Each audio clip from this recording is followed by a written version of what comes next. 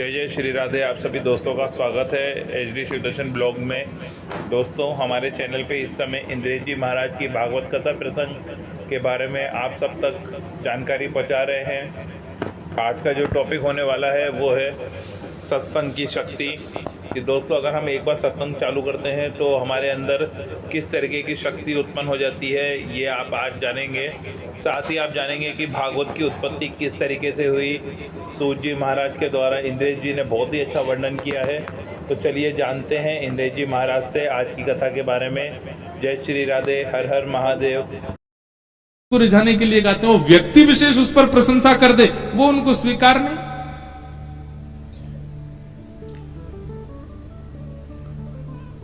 फिर बादशाह को क्षमा किया। आप बहुत लंबी कथा हम मीराबाई की सुना रहे थे, तो मीराबाई का स्वर सुनने के लिए गए, रूप बदल करके अकबर। और जैसे सब लोग सत्संग करने आते थे मीराबाई के पास, सब लोग बैठे थे, पीछे दोनों आके बैठ गए, बीरबल और अकबर। मीराबाई ने एक झलक देखी बस, और उस एक झलक देखते ही मीराबाई अपना सत्संग करने लगी। सब लोग सुन रहे थे, सब लोग प्रणाम करके जाने लगे। जैसे ही अकबर बीरबल भी आए हाथ जोड़ के प्रणाम करने के लिए, मीराबाई के सामने जैसे ही झुके, तुरंत मीराबाई कहती हैं, एक जहांपना का इतना दीन होना यह बताता है कि वो सत्संग तो करता है। आप भले ही रूप बदल करके आए, परंतु रूप बदल करके किसी सत्संग में आए, इससे मुझे बड़ी प्रसन्नता है। अकबर हक्का बक्का रह गया, इनको कैसे पता, ये कैसे पहचान गई। अकबर कोई छोटा मोटा राजा तो है नहीं, उसके पास तो एक से एक पलस्तर करने वाले हैं। वो खूब रूप बदल के आया, पर मीराबाई पहचान गई। अकबर कहता है, ये विद्या आपके पास कहां से आई? तो मीराबाई कहती है, ये सत्संग की विद्या है। सत्संग ऐसी दृष्टि प्रदान करता है कि सामने वाला व्यक्ति कौन है, किस प्रकार का है, क्या खाता है, कैसी जगह बैठता है, कैसी जगह उठता है, ये सब अनुभव उसके केवल एक बार नेत्र देखने मात्र से हो जाता है। ये सत्संग का प्रभाव। आपके बैठने की अदब से पता चल रहा था कि आप जहांपना है, आप सत्संगी नहीं है। सत्संगी ऐसे नहीं बैठता जैसे आप बैठे थे। तो नेत्रम, वक्त्रम और विकारेण, इन तीनों से पता चल जाता है व्यक्ति कितना साम्यवर्ती हो सकता है, कितना समीप लाने योग्य है। इसलिए जिनका ये प्रश्न है, उनसे हमारी प्रार्थना, सत्संग बढ़ाइए, परखने की भावना से नहीं, केवल सत्संग कीजिए। जैसे ही सत्संग आपके चित्त में आने लगेगा, आपको लगने लगेगा, जैसे घी लगता है शरीर को तो मोटापा बढ़ता है, मीठा लगता है तो शुगर बढ़ती है, ऐसे ही दवाई लगती है तो बुखार उतरता है। ऐसे सत्संग लगेगा, सत्संग आपके चित्त में जाने लगेगा, तो आप नेत्रों से परखिया भाव में आ जाओ, परखने लग जाओगे। फिर और दो प्रकार का परखना होता है। एक तो होता है सबको परख करके उनके प्रति हीन भावना रखना, पर सत्संगी परखिया कैसा होता है, वो परख भी लेगा और हीन भावना भी नहीं रखेगा। वो पहचान जाएगा कि व्यसनी है, पर व्यसनी को देख करके भी उसके चित्त में हीन भावना नहीं आएगी। संसारी व्यक्ति जो परखने वाला होता है, वो देख, अच्छा ये तो बहुत पीता है, इससे संबंध नहीं रखना, ऐसा हो जाए। पर सत्संगी ऐसा नहीं होता, वो परखने के बाद भी त्याग नहीं करेगा, हां अति सामीप्य में भी नहीं लाएगा। तो जिनका ये प्रश्न था, बहुत अच्छा प्रश्न, ऐसे प्रश्न होने चाहिए कि सुनना, बोलने वाला, सुनने वाला, और सबको समाधान मिले।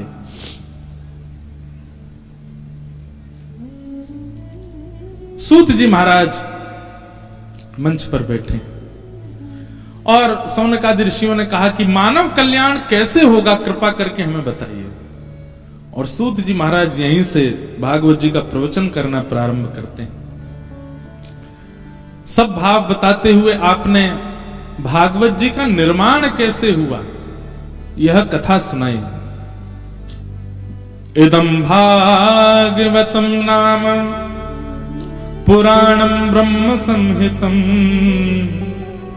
उत्तम श्लोक चरितम चकार भगवान ऋषि। बहुत ध्यान से सुनिए, जिन कथा को आप सुन रहे हैं भागवत जी को, इनका निर्माण कैसे हुआ। वेद व्यास जी ने भागवत जी का निर्माण किया। अधिकतर हमारे हिंदू वैदिक सनातन धर्म के जितने भी पुराण हैं, सबके रचयिता कौन है? वेद व्यास। वेदों के रचयिता कौन है? वेद व्यास। वेद व्यास जी ने ही वेद, पुराण, महाभारत इन सबको लिखा है। अब प्रश्न आता है, इतना सब कुछ क्यों लिख दिया? अन्य पंथ मजहबों में जाओ तो वहां एक ही ग्रंथ है, और हमारे हिंदू वैदिक सनातन धर्म इतने सारे।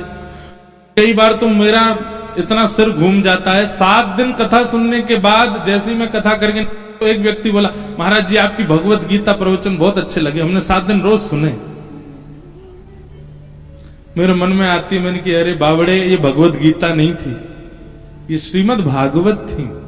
भगवत गीता अलग है, भागवत जी अलग हैं। कई लोग रामायण और रामचरितमानस में अंतर नहीं जानते।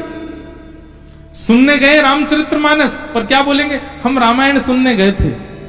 अरे रामायण संस्कृत में लिखी है श्री वाल्मीकि जी ने, और रामचरितमानस श्री गोस्वामी तुलसीदास जी महाराज ग्रामीण भाषा में रचना की है, उसको रामचरितमानस कहते हैं। और रामायण वाल्मीकि जी के द्वारा लिखी गई, उसको कहते हैं। इतना ही नहीं जानते हो, अपने आप को हिंदू कहते हैं हम लोग।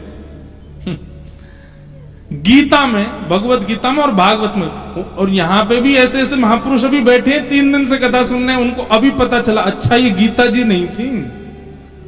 यहां पे भी 2-4 ऐसे बैठे हैं, क्योंकि मुझे दिख गए ऊपर से, उनको अभी अभी पता चला अच्छा भगवत गीता नहीं है जो ये सुना रहे हैं।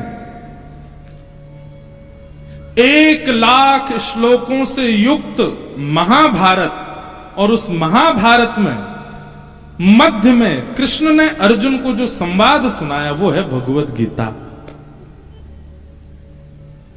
छोटी सी, केवल 700 श्लोकों से युक्त है। और जिन श्री कृष्ण ने अर्जुन को महाभारत के बीच में गीता सुनाई, वो कृष्ण कौन है, उनका परिचय और उनके स्वभाव का परिचय जहां है, वो है श्रीमद् भागवत। आप भागवत सुन रहे हैं, भगवत गीता नहीं। तो वेद व्यास जी ने सबकी रचना की, पर इतना क्यों लिखा? अब इसमें 2 बातें सुनिएगा। पहली बात, आपने किसी बिजनेस को प्रारंभ किया, एक दुकान से शुरू किया, और एक समय आने पर महाराज बड़ी बड़ी फैक्ट्रियां हो गई, तो आपका बिजनेस अच्छा चल रहा है ये पता चल जाएगा। आपने जो क्रिया की वो लाभकारी हुई, इसीलिए तो इतना विस्तार हो गया। लेकिन जिस दुकान से शुरू करी वही दुकान पे ही है, उसको भी बेचने की नौबत आ गई, तो इसका मतलब क्या है, आपका जो कार्य था वो बढ़िया नहीं चला। हमारे एक दृष्टिकोण से देखो तो वेद व्यास जी ने इतने ग्रंथ लिख दिए, एक नहीं अनेक लिखे, अनेक नहीं अथाह लिखे। संपूर्ण 100 वर्ष की आयु में आप हिंदू एक ग्रंथ को तो नहीं देख पाओगे। ऐसे गिनती के 4-5 लोग ही होंगे पूरे भारत में भी जिन्होंने सबरे ग्रंथ देखे हैं, नहीं देख सकते हम, इतना विस्तृत है हमारा। तो ये विस्तार कब होता है? जब कार्य श्रेष्ठ होता है तभी उसका विस्तार होता है। जय हो रुक्मणी मैया, विराज जाओ, कथा सुन लो, हाँ बैठ जाओ। कौन की लाली है भैया ये? अरे मैया कहा ठानी मन में, लाली छोड़ दई वन में। जय हो। अब यहां राधा रानी तो नहीं घूमेंगे, यहां तो रुक्मणी जी घूमेंगे, द्वारिका है। पर ये भी कॉन्सेप्ट एक दिन सुनाएंगे हम। श्री जी भी विराजती हैं रुक्मणी जी का ध्यान रखने के लिए द्वारिका में। अब वो प्रसंग आएगा तो ही कहेंगे उसको। तो मैं क्या बता रहा था? हाँ, विस्तार कब होता है? जब कार्य उचित हुआ हो तभी उसका विस्तार होता है। और दूसरी बात, वेद व्यास जी ने इतना विस्तार इसलिए किया क्योंकि वो जो रच रहे हैं उससे उनको कहीं ना कहीं संतुष्टि नहीं हो रही थी। स्वांत सुखाय तुलसी रघुनाथ गाथा, जब तक आपको स्वयं को सुख नहीं मिलेगा अपनी क्रिया से, आप चाहे उस काम को कितना भी अच्छा कर लीजिए, उससे किसी नहीं हो सकता। हम कथा में आते हैं तो बहुत सारे लोग हमको बोलते ये वाला भजन सुना देना महाराज जी, ये वाला प्रसंग सुना देना, ये वाली कथा सुना देना। यहां बैठ करके हम वो सुनाते हैं जो हमारे चित्त में आ रहा होता अचानक, और लगता है कि इससे अगर मेरा चित्त प्रसन्न है तो निश्चित है जितने लोग बैठेंगे सबका चित्त प्रसन्न हो जाएगा। पर एक व्यक्ति विशेष का भाव रख के अगर मैं यहां से कुछ स्पेसिफिक चीज कहूंगा तो वही प्रसन्न होगा, सब नहीं होंगे। सबकी प्रसन्नता तब हो सकती है जब प्रवचन करने वाला स्वयं अपने चित्त को प्रसन्न करता हुआ बोल रहा हो। तो वेद व्यास जी इतना कुछ लिख रहे थे पर उनका चित्त कहीं ना कहीं प्रसन्न तो था, पर अभी भी लग रहा था कुछ तो रह रहा है, कुछ तो छूट रहा है, कुछ तो अपूर्णता है, जिसके कारण वेद व्यास जी बड़े चिंतित हो गए कि मैं क्या करूं। मैंने इतना कुछ लिख दिया, महाभारत लिख दी, 18 उपपुराण लिख दिए, 17 महापुराण लिख दिए, मेरा मन अशांत, अभी ऐसा क्यों लग रहा है कि कुछ अपूर्ण है, कुछ छूट रहा है। तभी वहां नारद जी का आगमन हुआ और नारद जी आकर के बोले, भगवान आप इतने उदास क्यों हो? तो वेद व्यास जी बोले, मैंने इतना कुछ लिख दिया, मेरे मन को शांति नहीं मिल रही है। तब नारद जी ने कहा, अशांति का कारण केवल एक है। बोले क्या? बहुत ध्यान से सुनिएगा, ये विषय बहुत अच्छा लगता मुझे। यहां जितने भी जॉब करने वाले बैठे हैं या जितने भी घर संभालने वाले बैठे हैं, सब ध्यान से सुनना। आप अपना पूरा पूरा दे रहे हो फिर भी मन अशांत है, कारण क्या है? कारण यहां नारद जी बता रहे हैं, आपकी पूर्णता है कार्य में, लेकिन फिर भी हृदय की अशांति का कारण केवल एक है, भवतानुदित प्रायम यशो भगवतो मलम ये नैवासौ न तुष्येत मन्ये तद्दर्शनम खिलम। नारद जी कह रहे हैं, व्यक्ति सब कुछ अर्पित करने के बाद भी अशांत क्यों है? बहुत ध्यान से सुनना, गंभीर बात। उसने धर्म आचरण किया है, उसने अर्थ आचरण किया है, उसने काम आचरण किया है, उसने मोक्ष आचरण किया है। ये चतुर्विध पुरुषार्थ है, धर्म अर्थ काम और मोक्ष। आपने सब कुछ लगा दिया लेकिन फिर भी आपका मन अशांत क्यों है? क्योंकि आपने धर्म अर्थ काम मोक्ष चारों का आश्रय लिया, प्रेम का आश्रय नहीं लिया। कहीं ना कहीं आपके शांति का कारण क्या है? आपके चित्त में प्रेम का अभाव। किसका अभाव? प्रेम का। चित्त में प्रेम नहीं है, इसलिए आपको आपकी हर क्रिया में अपूर्णता लगेगी। इसका एक उदाहरण दें, है तो बहुत सामान्य सा उदाहरण पर शायद समझ आ जाए। होटल में भोजन करने जाओ, 8-10 हजार रुपए का बिल बना करके इतनी सारी सब्जी रोटी विविध विविध प्रकार की रोटियां खा के आओ, आपके चित्त को पूर्णता का अनुभव तो होगा पर संतुष्टि का अनुभव नहीं होगा। पर वही घर में मां फूली फूली रोटी बनावे और हाथ की चटनी बना दे, बस और कुछ नहीं। चलो एक काम, एक और दाल बना दे बढ़िया वाली, केवल दाल चटनी और फूली फूली रोटी बढ़िया हाथ की बना करके आपको पवा दे, आपको संतुष्टि का भी अनुभव होगा और पूर्णता का भी अनुभव होगा। चित्त में एक अद्भुत शांति सी लगेगी। और विशेष रूप से यह अनुभव वो लोग कर पाते हैं जो बहुत बार, जैसे हम पूरी दुनिया में रहते हैं ना, इधर से उधर जाते रहते हैं। हमको तो बहुत याद आती है कि कब घर जाएं, कब मां के हाथ से कुछ पाएं। वो सामान्य सी चटनी पूरी दुनिया के व्यंजनों के आगे फीकी सी लगती। क्यों? क्योंकि आपने होटल में जो बनाया, वहां व्यक्ति जिसने भोजन बनाया वो कर्म करता हुआ वो बस सब्जी बना रहा है, उसमें मसाले डाल रहा है, उसमें नमक डाल रहा है, उसमें सब्जियां डाल रहा है, रोटी बना रहा है, दुनिया भर की बातें कर रहा है। उसमें मेहनत है, परिश्रम है, वस्तु है, सामग्री है, प्रेम नहीं है। पर घर में जो मां प्रसाद बना रही है उसमें सामग्री भले ही ना हो पर प्रेम है। मेरा बेटा आया बहुत दिन बाद, इसके लिए कुछ बनाया, तो वो एक रोटी भी ऐसी लगती है अमृत तुल्य। चलो होटल की भी बात छोड़ो, घर की भी बात छोड़ो, मंदिर का प्रसाद पाओ, एक दिन पाना जरूर, कोई व्यवस्था बने तो। हाँ, राजभोग ठाकुर जी श्री द्वारिकाधीश जी का राजभोग जरूर पाना। क्यों स्वाद आएगा उसमें? क्योंकि मंदिर की रसोई में बनाने वाले भी किसी व्यक्ति के लिए नहीं बना रहे हैं, वो किस भाव से बना रहे हैं? हमारे द्वारिकाधीश पाएंगे। मंदिर में कई सामग्रियों का प्रयोग नहीं होता, जैसे कई मंदिरों में टमाटर का प्रयोग नहीं होता, कई मंदिरों में बैगन का प्रयोग नहीं होता, कई मंदिरों में मूली का प्रयोग नहीं होता, गाजर लहसुन गार्लिक तो बनते ही नहीं। क्यों? मैंने एक बार यही हमारे द्वारिकाधीश मंदिर के पुजारी जी से पूछा कि मंदिर में कौन सी सामग्री प्रयोग होती है? उन्होंने एक उत्तर दिया, बस वही उत्तर ही पर्याप्त है। बोले जिसको पाने के बाद जो बर्ब्स आती है ना, जो हम लोगों को जो वायु पास होती है मुख से,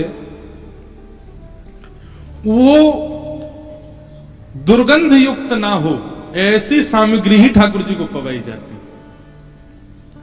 उसमें दुर्गंध, जिस वस्तु से दुर्गंध आ जाए या जिस वस्तु से एक गंध आवे, वो कोई भी सामग्री ठाकुर जी के प्रसाद में नहीं जाएगी।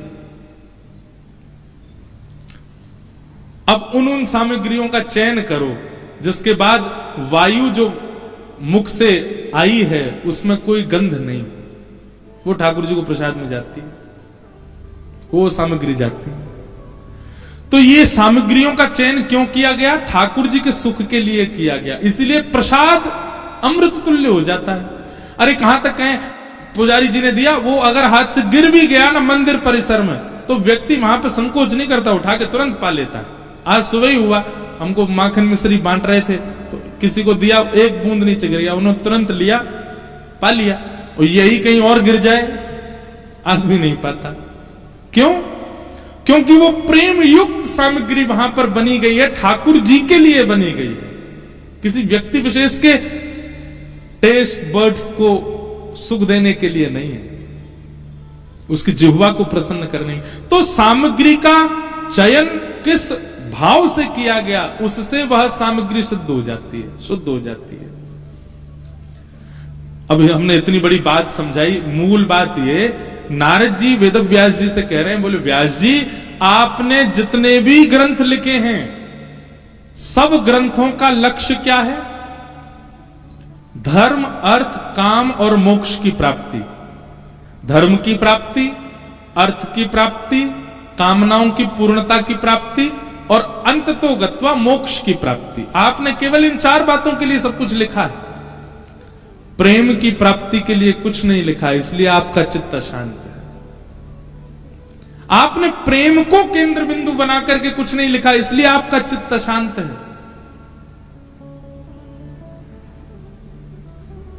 प्रेम को प्रधान मान करके आप कुछ लिखिए, आपका चित्त शांत नहीं होगा।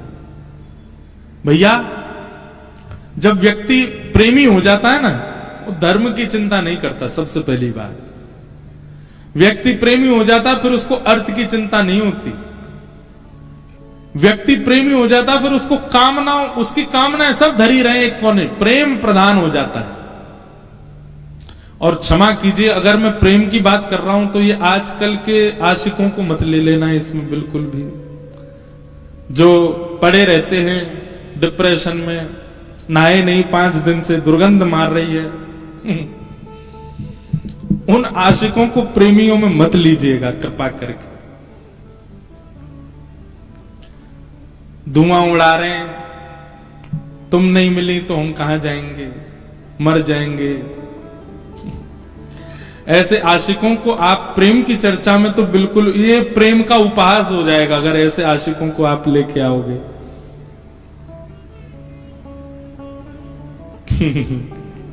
मेरे को बातें तो बहुत आ रही हैं पर मैं नहीं कहूंगा। लोग बाग काट काट के दुनिया में फिर उसको डाल देते हैं। मिले हो तुम हमको बड़े नसीबों से, ये ऐसे आजकल के आशिक बोलते हैं। भाई प्रेम तो मीराबाई का देखो, देखो इनके रूप देखो, देखते ही शुद्धता का अनुभव हो जाता है। वो प्रेमी कैसा, जिस प्रेमी को देख करके भी मन में विचलनता आ रही हो, असहजता हो रही हो, वो प्रेम थोड़ी ही है। प्रेम तो वो कि उसका रूप देख करके जिसने देखा वह भी पवित्र हो गया, वो प्रेम है।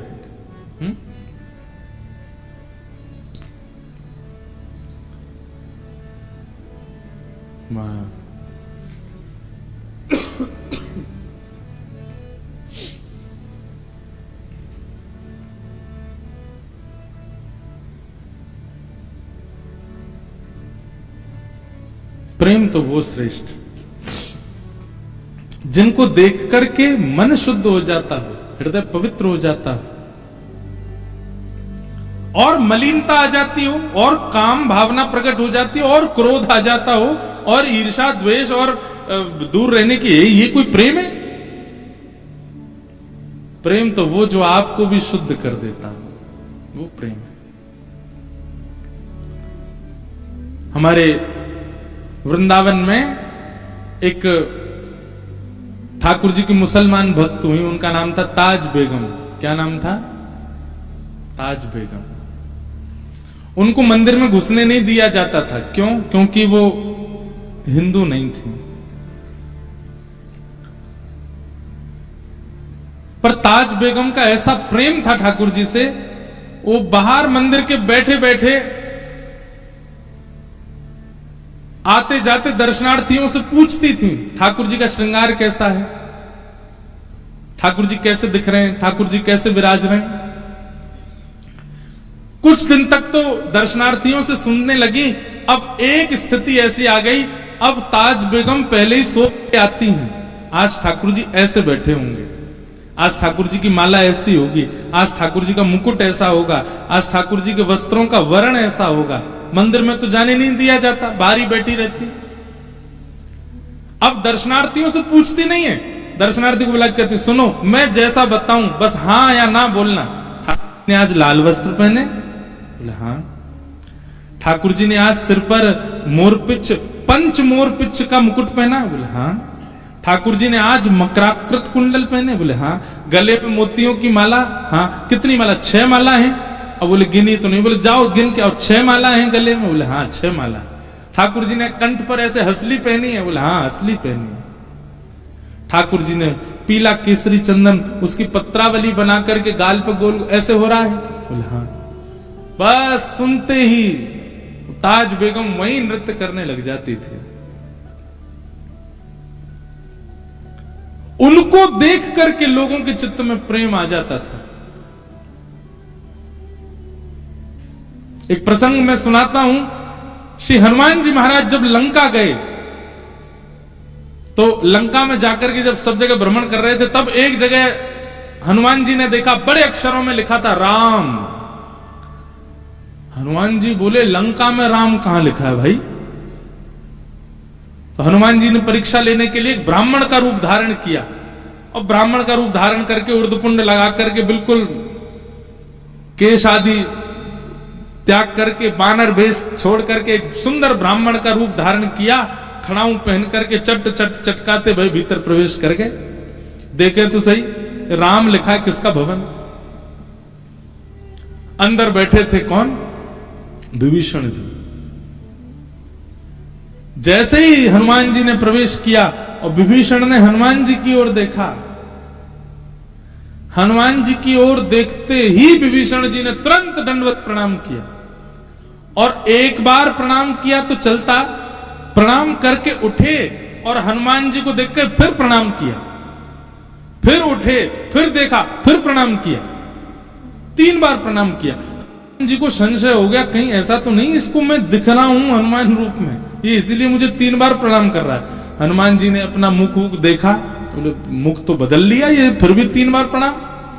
पास में एक झरना, वो फुब्बारा जैसा था, उसमें झांक करके अपना मुख देखा तो हनुमान जी का रूप तो बदला ही हुआ है, फिर ये मुझे इतना प्रणाम क्यों कर रहे हैं? हनुमान जी ने पूछा, भैया हमारा आपका कोई पुराना संबंध है क्या? आप हमसे पहले कभी मिले हो क्या? आप हमको इतनी बार प्रणाम क्यों कर रहे हो? विभीषण जी बोले, मैं आपसे कभी नहीं मिला, मैं तो पहली बार देखा आपको, तो फिर वो 3-3 बार क्यों प्रणाम कर रहे हो भाई?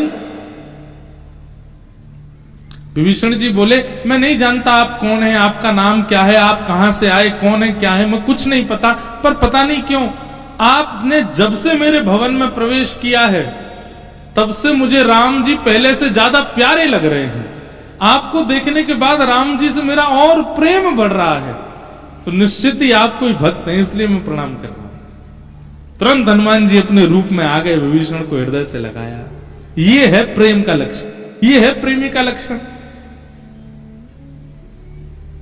जिसको देखते ही काम प्रकट हो जाए, जिसको देखते ही क्रोध प्रकट हो, जिसको देखते ही ईर्ष्या प्रकट हो, वो प्रेमी नहीं। जिसको देखते ही प्रेम प्रकट हो, वो प्रेमी।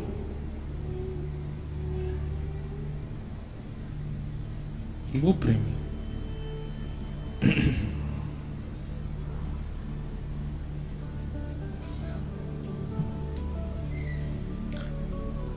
प्रेम के बड़े भाव याद आते हैं, गाने का मन तो होता है। प्रेम नगर मत जा मुसाफिर, प्रेम नगर मत जा। प्रेम नगर मत जा। हमारे वृंदावन को प्रेम नगर कहा जाता है।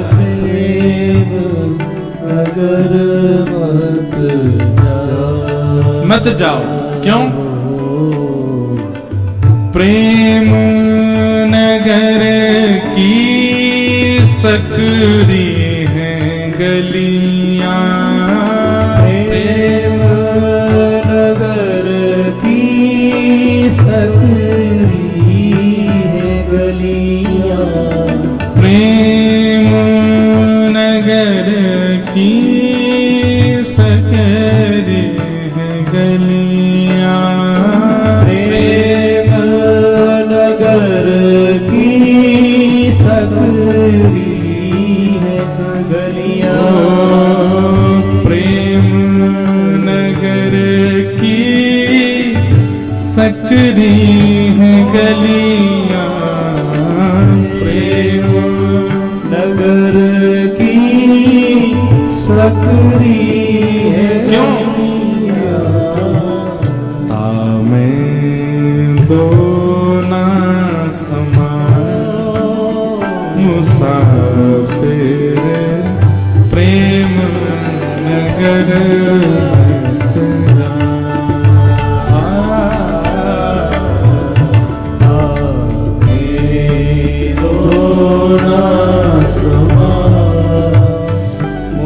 मुसाफिर प्रेम नगर मत जा। ओ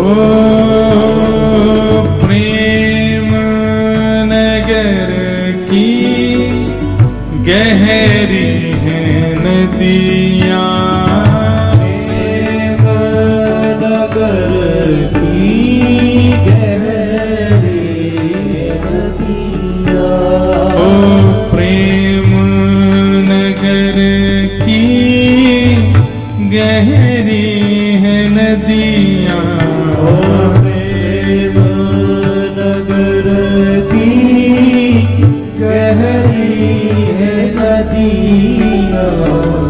लाखों लोग डूबा मुसाफिर, प्रेम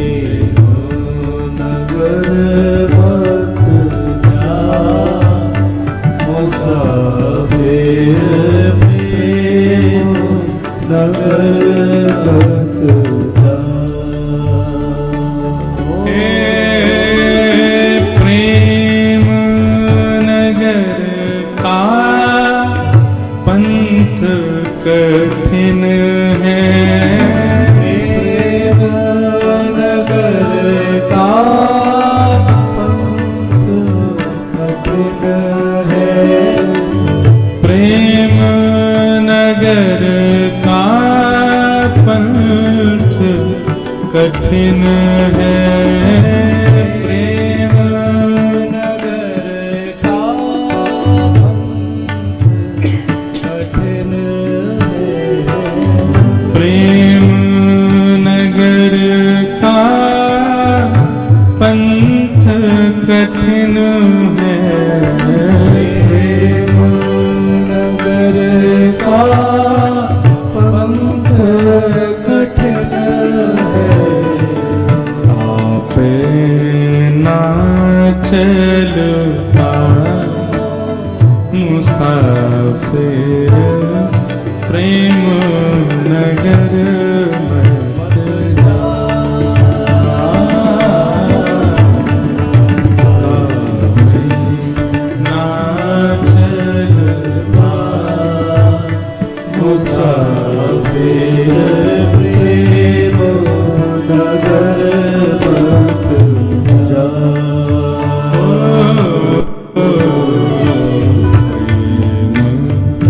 नगर मत जा मुसाफिर प्रेम नगर मत जा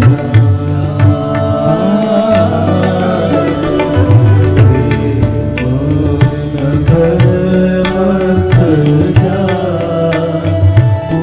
मुसाफिर प्रेम नगर मत जा मुसाफिर प्रेम नगर मत जा मुसाफिर प्रेम नगर मत जा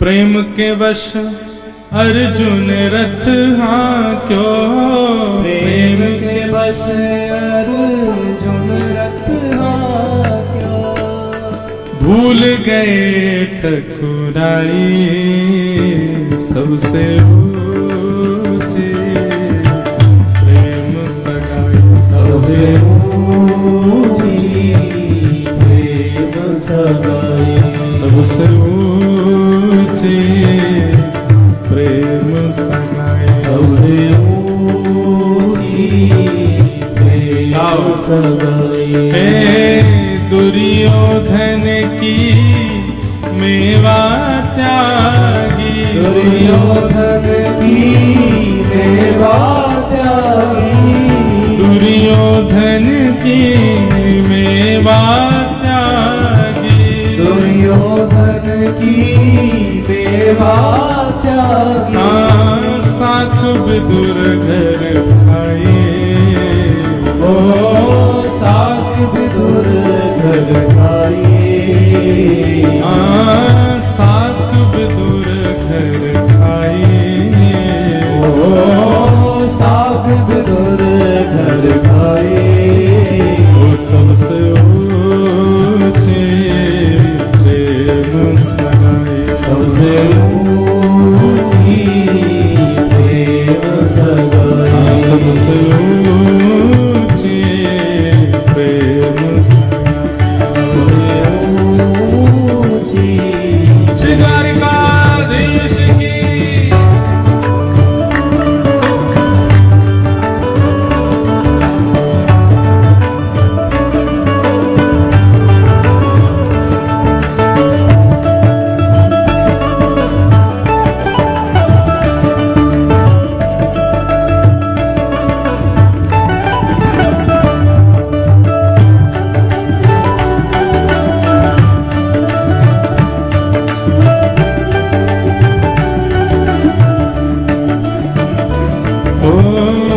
ऐसी प्रीत बढ़ी वृंदावन ऐसी प्रीत बढ़ी वृंदावन ऐसी प्रीत बढ़ी वृंदावन ऐसी प्रीत बढ़ी वृंदावन गोपियन रास रचाए गोपियन रास रचाए हाँ गोपी संग रास रचाए। गोपी संग रास रचाए। सबसे ऊंची प्रेम सगाई, प्रेम सगाई। सबसे ऊंची प्रेम सगाई, प्रेम सगाई। सबसे ऊंची प्रेम सगाई। सबसे ऊंची प्रेम सगाई। हे सूरकूर लायक नाही, सूरकूर ही लायक नाही। सूरकूर लायक नाही, सूरकूर ही लायक नाही। कहीं विधि करहूं बड़ाई। ओ कहीं विधि करो बड़ाई। कहीं विधि करहूं बड़ाई। कहीं विधि करो बड़ाई। हे सबसे ऊंची प्रेम सगाई, प्रेम सगाई। सबसे ऊंची प्रेम सगाई, सबसे ऊंची प्रेम सगाई। सबसे ऊंची प्रेम सगाई, सबसे ऊंची प्रेम सगाई। सबसे ऊंची प्रेम सगाई। सबसे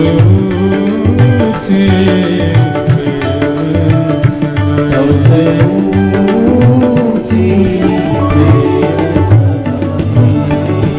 प्रेम अशांति का चाहे कोई भी कारण हो, उसकी पूर्णता प्रेम से हो जाएगी।